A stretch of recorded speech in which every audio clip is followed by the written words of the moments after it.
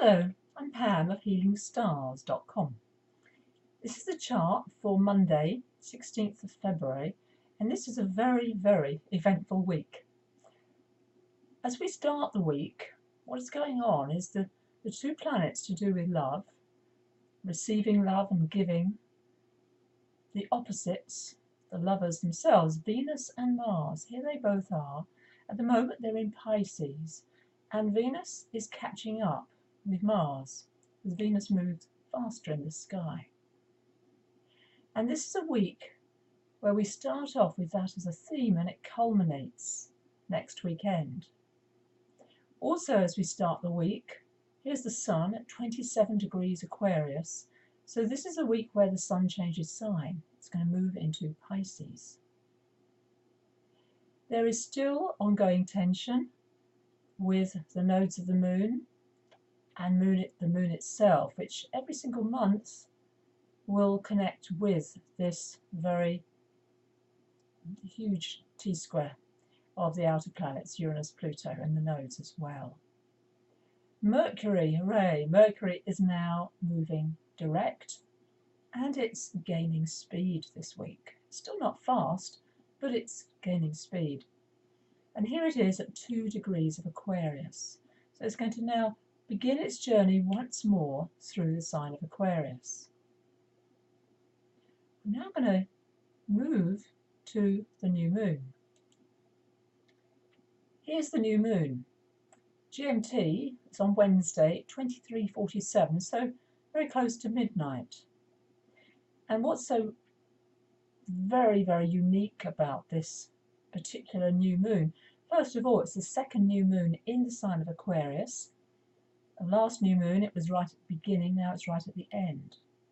So here's the Sun and the Moon, and they are at 29 degrees and 59 minutes. There are 60 minutes in each degree. So this is incredibly,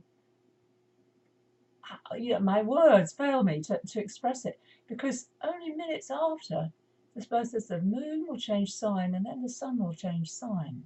So we're right at the end of the sign of Aquarius.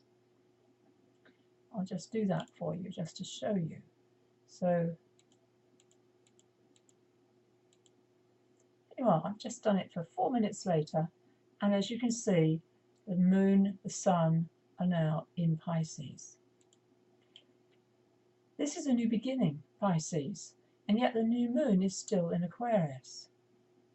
Pisces is the last sign of the zodiac. It's a water sign, it's deeply sensitive and emotional. And Aquarius is, of course, an air sign, and it's fixed, because Pisces is mutable.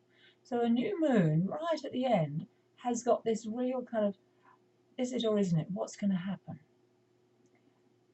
The energy then will be moving, the Sun and Moon, will then start to move towards Neptune in turn, and then Chiron, both in the sign of Pisces, which each year now that Neptune's been in the sign of Pisces has always been, for every Piscean, it's their planet, along with Jupiter traditionally, and it's embracing the oneness aspect that Neptune represents, the sea, the ocean, the whale, the beautiful mammal, the whale.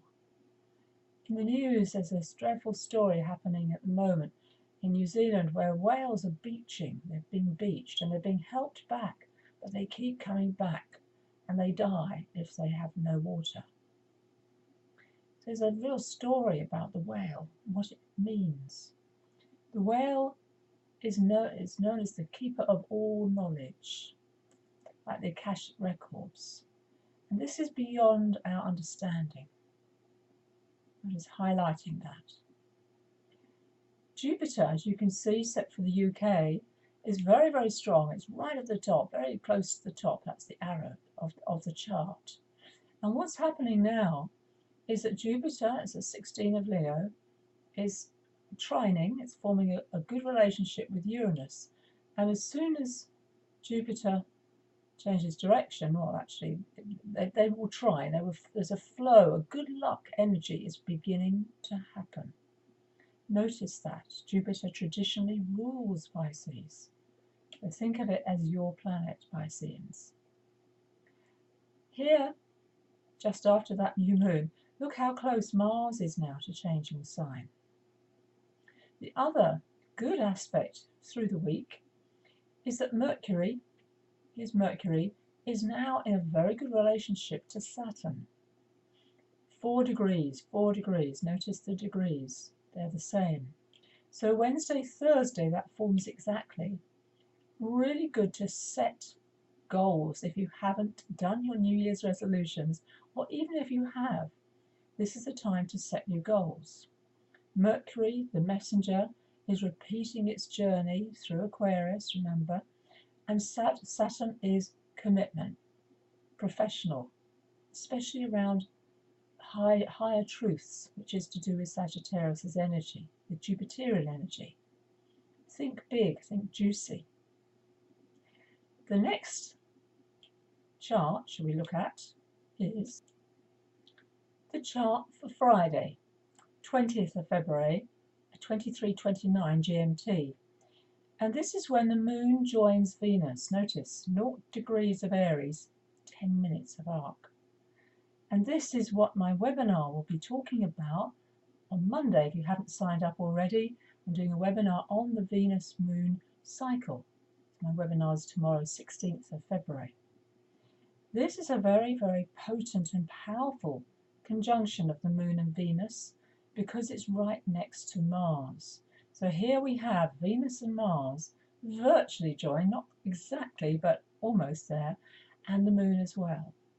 That's a magnificent sight. This is, of course, set for 11:30 at night. However, earlier you'll see those planets in the sky. The Moon, a sliver, you might not see it, but it's a sliver alongside Venus, the brightest, the diamond in the sky.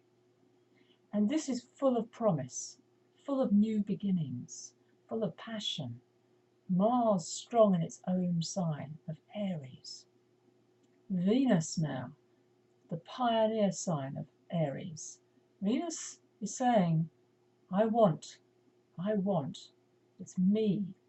And that's an important process for each and every one of us, male or female, to know what we want, to put ourselves forward first of all.